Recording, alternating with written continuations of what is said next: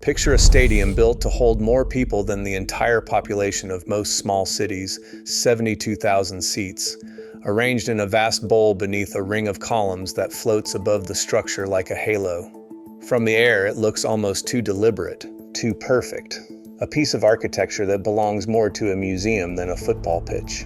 For years after the World Cup left, this place sat almost entirely empty on most weekends. A capital city's biggest stadium, with no major club capable of filling more than a fraction of it. Security guards walked circuits of a concourse built for crowds that weren't coming. The pitch was watered and mowed for matches that drew hundreds, not thousands. But unlike some of the other stadiums in this series, this isn't simply a story of decay and abandonment. It's a story about what almost happened, and the unusual decision that changed its fate entirely. Brazil set out to renovate this stadium for somewhere around $500 to $600 million. By the time it was finished, the final cost had climbed close to $900 million, making it, by most rankings, one of the 3 or 4 most expensive football stadiums ever built anywhere in the world. And it was built in Brasilia, a planned capital city that, for all its architectural ambition and political significance, has never had a top-flight football club of its own. We're going to look at how a stadium this expensive, in a city without a team to fill it, came dangerously close to becoming one more abandoned World Cup venue, and the surprising decision that pulled it back from that fate. To understand how Brasilia ended up with a 90,000-seat stadium it didn't know what to do with, you have to understand the city itself. Brasilia is one of the strangest capitals on Earth. It didn't exist until 1960. Designed and built from scratch in just over 3 years, carved out of the Brazilian interior by a government determined to shift the country's political center away from the coast. The architect Oscar Niemeyer gave it its visual identity: sweeping curves, dramatic concrete forms, buildings that look like they belong in a science fiction film. The city is a UNESCO World Heritage Site. It is also, by the standards of Brazilian football, essentially a blank page. The great clubs, Flamengo, Corinthians, Palmeiras, and Grêmio, are rooted in Rio, Sao Paulo, and Porto Alegre. Football culture in Brazil runs deep, but it runs along different channels than political power. Brasilia has local clubs, and those clubs have their supporters, but none of them has ever built the kind of consistent, large-scale following that fills a stadium of 72,000 seats on a regular Saturday afternoon. When Brazil won the right to host the 2014 World Cup, FIFA required the tournament to spread across 12 host cities, a condition designed to ensure the event reached beyond the obvious urban centers. Brasilia, as the national capital, was always going to be on that list, and if Brasilia was going to host a World Cup, it needed a World Cup stadium. The original Estádio Mané Garrincha had stood on this site since 1974, named for one of the greatest footballers Brazil ever produced, a man whose low center of gravity and astonishing ball control made him, some argue, as important to the 1958 and 1962 World Cup victories as Pelé himself. The old stadium was functional, it was modest, and when the World Cup decision was made, officials decided modest wasn't enough. They demolished it in 2010 and started again. The new design was conceived in dialogue with the city around it, a structure that would sit comfortably alongside Niemeyer's government buildings, sharing their language of bold geometry and spectacular scale. The ring of columns supporting the roof became the stadium's defining visual feature, a circle of angular supports that framed the bowl from above, visible from miles away against the flat plateau of the Brazilian interior. Construction ran from 2010 to 2013. The stadium opened in time to host the opening match of the 2013 Confederations Cup, a tournament that serves as a dress rehearsal for the World Cup itself. And that year, it drew protests across Brazil as citizens questioned the billions being spent on football infrastructure while hospitals and schools went underfunded. Those protests were visible from the stadium's own concourse. The following year, the World Cup arrived. The Estádio Mané Garrincha hosted 7 matches, more than almost any other venue in Brazil.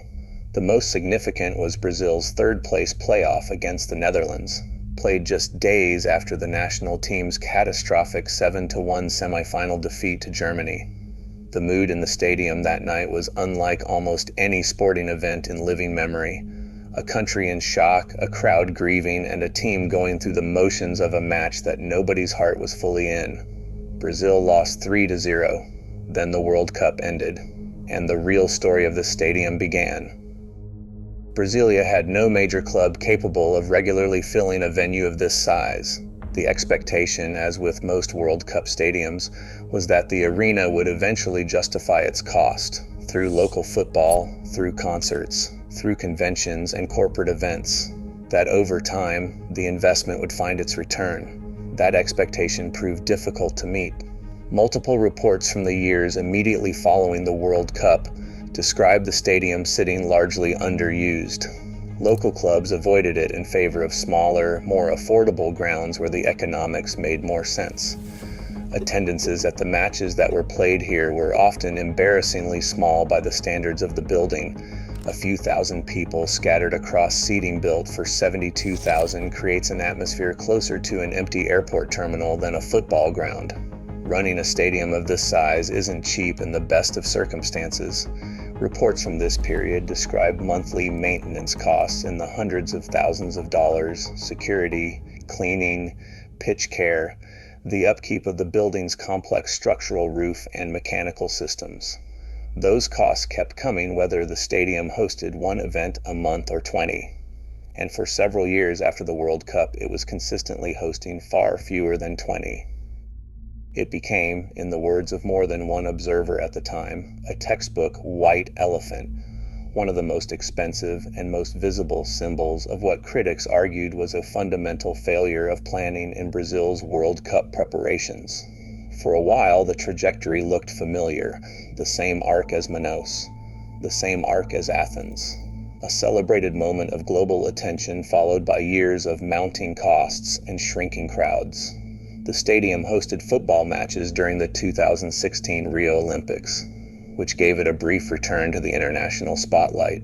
A handful of group stage matches, a modest crowd, a fleeting reminder of what the building looked like when it was full. And then the Olympics ended too, and the quiet returned. By the late 2010s, the question of what to do with the stadium had become genuinely urgent. The state government of the federal district was carrying the maintenance costs on a building that wasn't generating anything close to the revenue needed to justify them. Political pressure was building. Auditors were asking questions. The numbers, year after year, didn't work. And then, in 2019, something different happened. Authorities handed long-term operational control of the stadium to a private company under a concession agreement, effectively transferring the financial and managerial responsibility for the building from the public sector to a private operator willing to find a new model for the venue. That decision changed everything. The private operators looked at the stadium and saw something the original planners had perhaps never fully considered. Not a football ground without a football team, but one of the largest and most visually spectacular event venues in South America.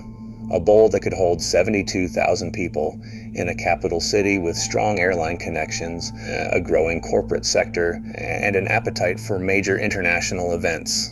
They stopped trying to make football work and started booking everything else. Paul McCartney played here in 2023. Linkin Park and Imagine Dragons followed. The stadium that couldn't fill its lower tier for a local league match started selling out for international touring acts. In 2022, it acquired a naming rights sponsor, a local bank, and officially became the BRB Mangarincha Stadium, a name that would have seemed unimaginable in the years when the building was struggling to justify its existence. And that is where this story becomes more than just another World Cup cautionary tale. Brasilia didn't fail to build a stadium. By almost every architectural and engineering measure, the Estadio Mané Garrincha is considered one of the most ambitious sports venues ever built in Latin America. The roof system is genuinely innovative, The site planning respects the city around it. The building works. What failed for several painful and expensive years was the assumption at the center of the original plan that football alone could sustain a venue this size in a city without the football culture to support it. The lesson of Brasilia isn't that the stadium shouldn't have been built. It's that the plan for what the stadium would become after the final whistle was never fully thought through. And when the moment came to make that plan real, it took a transfer of control from public management to private initiative to find an answer the original planners had not anticipated. Other cities in this series are still waiting for that answer. Athens is still negotiating the future of venues that have been standing empty for 2 decades. Manaus is still looking for a sustainable model that works for a jungle city with no top-flight club. Brasilia found its answer, but it took 5 years and a complete reinvention of what the building was for. The ring of columns still circles the stadium, the same as it did in 2014. But what fills the space beneath them now looks nothing like what its builders originally imagined. The pitch that hosted Brazil's most painful night in a generation is now more likely to hold a stage than a set of goalposts. Brasilia spent close to $1 billion on a football stadium for a city that, it turned out, never really needed one. What it got instead, almost by accident, was something the city actually did need, and the proof of that is in the fact that the seats are full again, just not for the reasons anyone planned.